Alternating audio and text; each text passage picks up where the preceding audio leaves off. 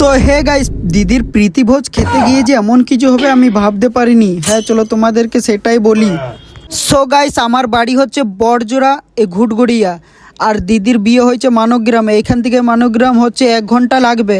তাই আমরা বাইকে করে চলে গিয়েছিলাম আর পৌঁছেও গিয়েছি, দেখো তোমরা।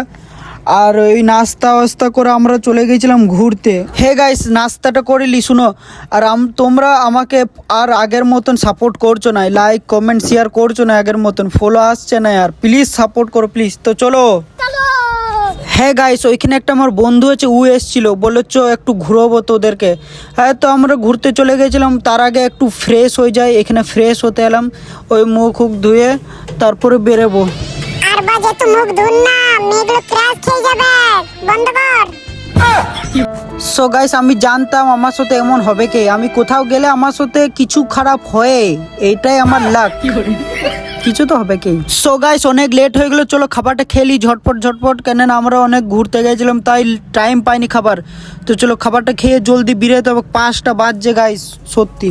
চলো গাইস, অনেক লেট হয়ে গেছে, চলো দিদিকে লিড তো বেরিয়ে গেলাম।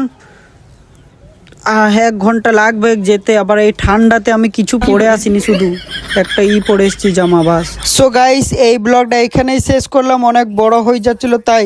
আর তোমরা কি করছো গাইস? লাইক করো, কমেন্ট করো, শেয়ার করো, সাপোর্ট করো please. So guys, bye bye, love you, take care, wow.